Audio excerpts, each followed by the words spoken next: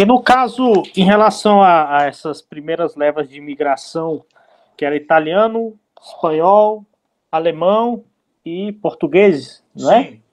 Eram os latinos da Europa, mas os alemães. Mais os alemães, né? Mais os alemães. Quando é que começa a chegar a imigração do leste europeu? Poloneses, Então, eslavos? na mesma época que os alemães, inclusive, muitos imigrantes eslavos, né, eram registrados como alemães, que aqui o governo brasileiro não fazia distinção se o cara era polonês, se era ucraniano, se era, né, que russo. Não, era tratado Tudo como polaco, alemão. tudo Tanto polaco.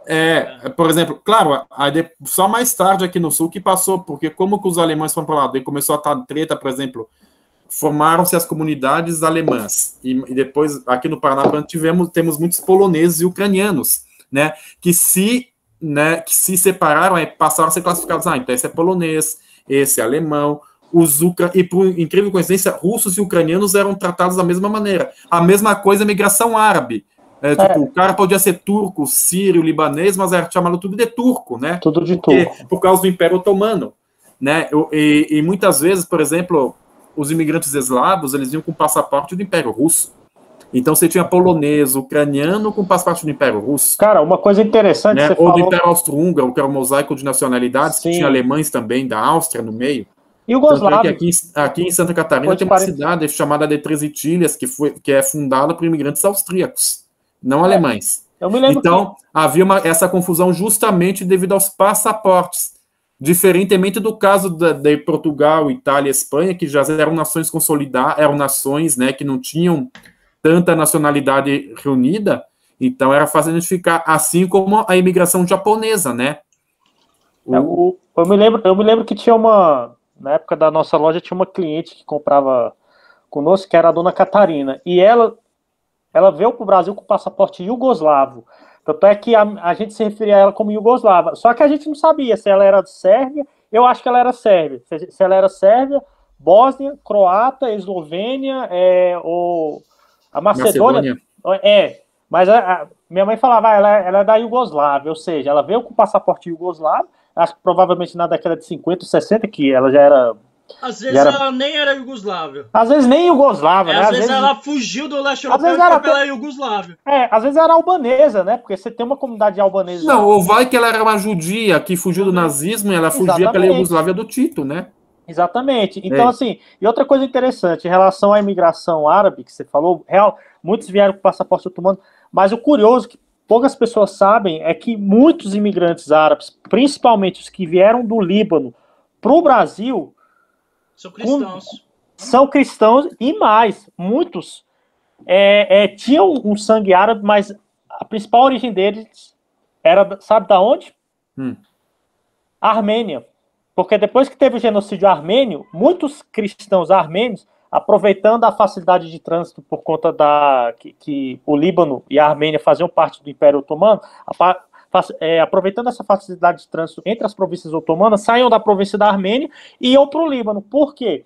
Bom, pelo fato da proximidade cultural religiosa entre armênios cristãos e libaneses cristãos, já que o Líbano toda a vida teve uma grande comunidade cristã árabe e não se rendeu totalmente. É que em São Paulo tem uma comunidade armênia muito forte, sim, né?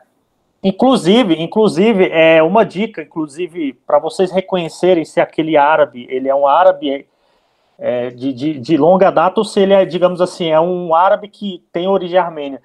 Nomes que terminam, principalmente sobrenomes que terminam em Ian, cara, é quase certeza que é armênio. Então, por exemplo, às vezes o nome do cara é Sami Abikian. Beleza, ele veio pro Líbano, ele tem uma família, ele é libanês, ele tem uma herança libanesa muito forte, muito provavelmente cristão, só que provavelmente o bisavô dele ou o tataravô dele é armênio. Então, assim, eu me lembro disso porque há uns 20 anos, talvez mais, eu lembro que eu e meu pai, a gente costumava comprar azeitonas, enfim, esses produtos mediterrâneos, né, que é muito usado na culinária árabe, num galpão lá na Sandu, em Taguatinga. E meu pai falava, esse cara é árabe. O nome do local lá era Abiquian. Só que aí meu pai falou, ele é árabe, mas o avô dele era armênio porque ele fugiu. O cara já era muito velho.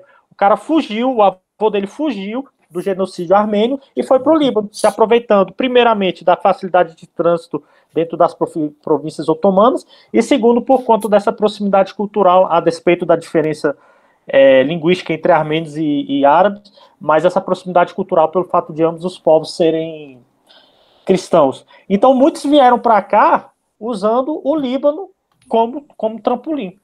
E é importante falar que a imigração japonesa, que é uma das grandes imigrações de outros povos que não sejam europeus, ela se dá por pressão do governo japonês, porque São Paulo mesmo não queria receber nenhum tipo de asiático.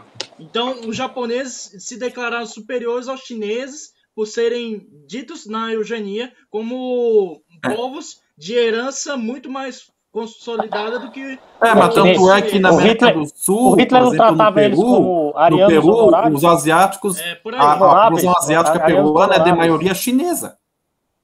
Como, Christian? No Peru, né, que eu fui para lá, sim. Os asiáticos não são japoneses, são chineses. Mas o Fujimori ele é japonês. Não é japonês, mas só tipo, mas historicamente falando, muitos chineses vieram, até porque era o Oceano Pacífico, era mais fácil de atravessar. E tinha trabalho compulsório.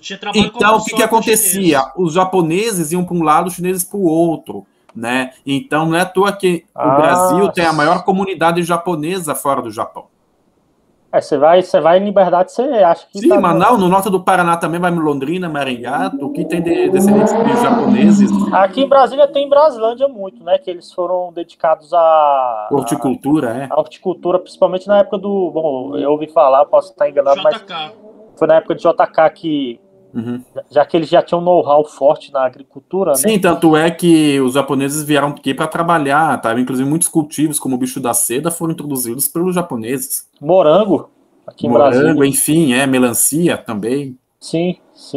Mas, enfim, mas se for para falar da imigração, é um assunto muito longo, até porque, só para ter uma ideia, imigrantes holandeses e belgas eram retratados como alemães. Para tu ver a confusão. Sempre que são distintos, né? Povos distintos. E são muito diferentes, sim, né? Então, assim, no Brasil, o Brasil fazia confusão, muita confusão. Agrupava 5 nacionalidades numa só. É o caso dos imigrantes árabes, né? Ou dos eslavos, né? Sim. É o maior exemplo disso, né?